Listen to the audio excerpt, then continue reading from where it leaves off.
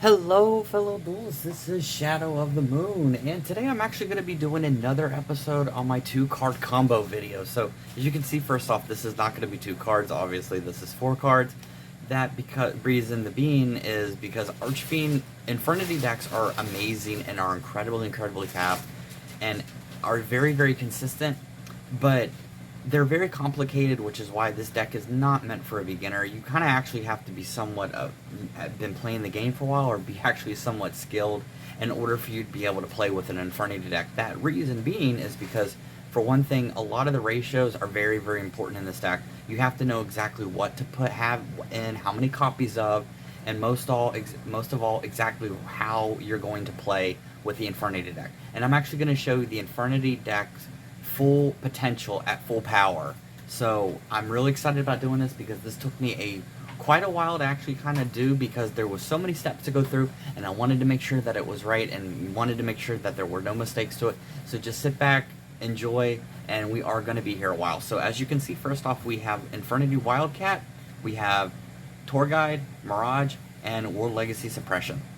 These are your four most important cards in this deck. If you don't have Mirage or Wildcat, as long as you have World Legacy Suppression or World Legacy Succession and Tour Guide, and then like a Gillosaurus, you can still get a actually decent field at the end turn. And it may not be as good as this, but it will be, in my opinion, it'll actually still be an amazing board. Alright, so without any further ado, let's go ahead and get started. So first off, what you're going to do is you're going to set your World Legacy Succession, because you're not going to be using that. You're going to discard your Infernity Mirage, because he's probably one of the most key pieces in the stack, to special summon Wildcat. Then you're going to normal summon your Tour Guide of the Underworld. You're going to activate her effect, which allows you to special summon a Fiend monster from your deck, a level 3 Fiend monster. So we're going to play the only card in the deck that you're going to need, and that is Fiendish Rhino Warrior. So obviously his effects is negated while he's face up on the field. Then you're going to take Fiendish Rhino Warrior, and you're going to take Tour Guide, and you're going to link them together for your Cherubini of an Angel of the Burning Abyss. Okay, so now since Fiendish Rhino Warrior is in the graveyard, you're going to activate its effect, and you're going to put a monster from your deck into the graveyard. I would go with, for this combo, you're going to want to put Sage, because Sage's effect will activate from the graveyard, which will let you put another Infernity card into the graveyard. So now go ahead and put your one copy of Infernity Archfiend. Now you're going to activate Cherubini's effect, and he's going to allow you to put a monster from your deck into your grave. You're going to put Infernity Necromancer. So now your deck is ready to go. Your graveyard, your combo is ready to go. It is all set. Now, let's begin. It's funny because this is actually a pre-warm-up before the actual combo, because there's going to be so much stuff going on, and that's what makes this deck interesting, is that Necromancer and Infernity Archfiend, their effects are constantly being recycled and abused over and over again, because they are not once per turn. So now you're going to activate World Legacy Succession, which is going to allow you to special summon a monster from your graveyard into a link zone. So you're going to special summon Necromancer. Now Necromancer's effect is going to activate, and you're going to special summon a monster from your graveyard. So we're going to special summon Infernity Archfiend. Infernity Archfiend's effect will activate, which will then allow you to search your deck and add an Infernity card from your deck to your hand. And I am so looking forward to the new Return of the Reaper, because Return of the Reaper is really going to make this deck so much more consistent and so much faster, and it's going to have a lot more synergy to it. Unfortunately, right now, we have what we have, so if Kriston ever gets banned, this deck isn't really going to be able to play as well as it is now. Then you're going to play Infernity Launcher. You're not going to activate its effect yet. Then you're going to send Necromancer and Infernity Archfiend to the graveyard, and Cherubini to be able to link summon for your copy of Appaloosa, Bow of the Goddess. Now it has 2400 attack and it has 3 negates, which is what you're going to be using. Now you're going to tribute this to special summon up to 2 Infernity monsters from your graveyard. So obviously, once again, you're going to special summon Archfiend and Necromancer. Archfiend's effect will activate. That will give you an Infernity card and add it to your hand, because it is not once per turn. So we're going to add Infernity Patriarch. Alright, so now that we have Infernity Patriarch, we're going to special summon Infernity Patriarch. Then we're going to activate Necromancer's effect, which will then allow us to special summon Sage. Okay, I do apologize right here for the glare. It's from the camera, it's the lighting, so I'm doing the best I can.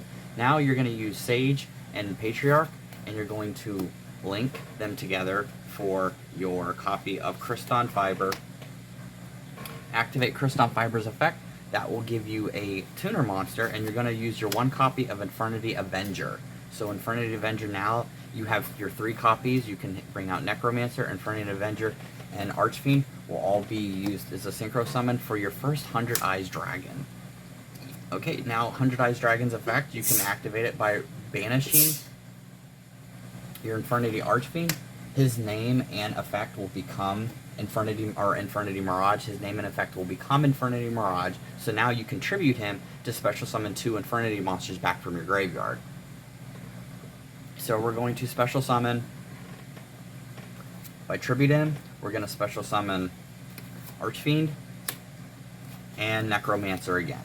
Okay, so now these 2 are brought back. Infernity Archfiend's effect will activate again. Grab a copy of Infernity Barrier, and you can set it. And then activate Infernity Necromancer's effect, which will bring back Infernity Avenger. Okay, so now what you can do is overlay the copy of Infernity Necromancer and Wildcat. This will give you your Exceed Levier, the Sea Dragon. Activate Levier's effect, detach Necromancer, send it to the graveyard, and then that in turn will let you special summon a monster that was banished. So you're going to special summon back Infernity Mirage. Okay? Now you're going to take Archfiend, Infernity Mirage, or Infernity Avenger, Levier, and you're going to take Cryston Fiber, and you're going to link them together for your Sayuja Skull Dread. Okay, now you have Sayuja Skull Dread. You're going to activate his effect. That will give you 4 cards. So 1, 2, 3, 4. And you get to pick one to keep into your hand, and then the rest will go into the bottom of the deck. So this was what we drew. We're going to add another Infernity Barrier, since they are very, very helpful. And I'm going to show you the end field, which is presumably going to be 6 negates. So now you've got your 2 Infernity Barriers, you've got your Infernity Mirage. You're going to tribute Infernity Mirage to special summon back your Necromancer and your Archfiend again. Okay?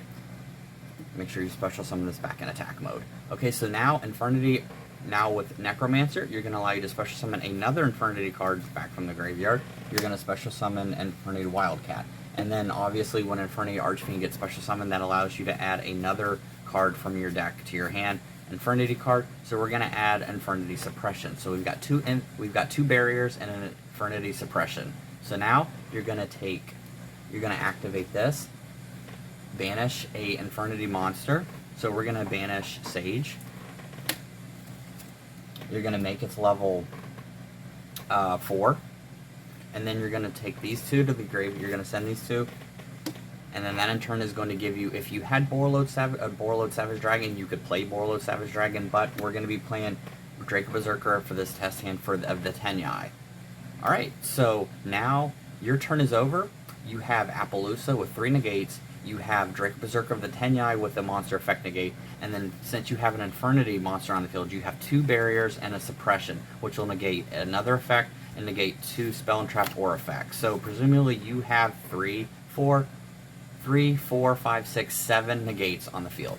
So I know this video was probably somewhat long. I do apologize. Infernities are very, very skill and strategic based. So as a result, there's a lot of things to go through. And yes, obviously, if your opponent has Ash or they have Effect Veil or whatever, the board and the field is going to end up a lot differently. But however, I just wanted to show you what it was like at what an Infernity deck can do up until we get the new Return of the Reaper card, which should be out apparently in the new tins. So I hope you guys enjoyed this video. I had a lot of fun doing this, and I love Infernities because of how skillful it is, and it is like a landmine. It's very strategic. You really have to know what you're doing, because if you mess up just one time, that completely messes up the strategy and completely messes up the whole combo of the deck. Alright, so thank you so much for watching this video, and with that, see you guys next time. Later.